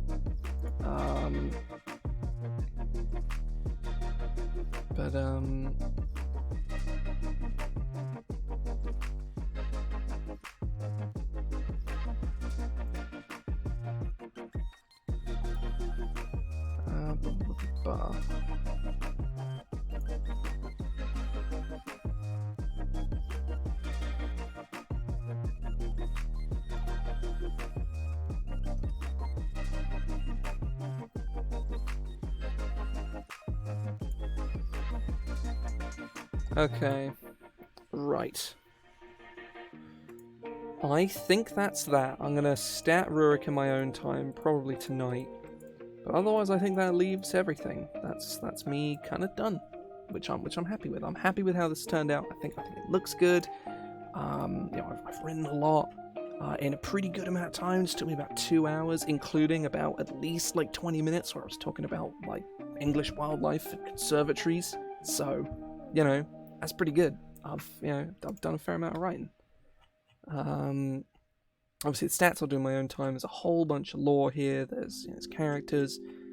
Some of these entries are quite short and sweet. They're very simple. They're it's a character. This is their story. This is what they're going to be. This is what they can be. This is who they are. And some of them are a lot of the here is a guy that's going to hire your characters. That comes with a lot of baggage. It comes with a lot of where do they come from? They're high-level characters in a lot of cases, with one notable exception, where it's a character that isn't really an adventurer. She has like some bard and rogue levels, but that's kind of it. But she is she's like a NPC that hires you kind of character. Whereas characters like Rurik, another character in the book, the first one I wrote actually, Edrin, are we are people that come with, we are leaders of factions, and we come with the faction and like where our faction is. For example, Rurik comes with a god and a faction. Edrin comes with a city and a faction. The city isn't like crazily detailed. There's not like every word under the sun about it, but it provides you a good starting point for designing what that city is like. It's the kind of thing you can just drag and drop and just go and just put it somewhere. Which I think is good. Always fun. But yeah, I'm going to stop there for today. I'm going to see if there's anyone to raid. Fate Reaver. James is playing Pyre. I fucking love Supergiant, so we're going to go raid him. I need to play Pyre at some point, because I only got a little ways into it. I never played that much of it. Oh, the raids are still broken. Okay, right, let's do /raid. Let me just make sure I'm spelling his channel name properly.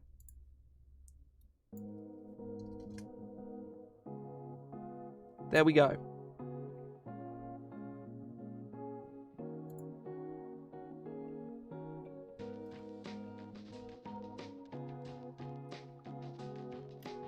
Okay. Right, let me just open up chat. Thank you very much for those who stuck around today. Please do join the raid. I think everybody has, but thanks very much for those who stuck about. I will be back probably about 1 PM tomorrow. So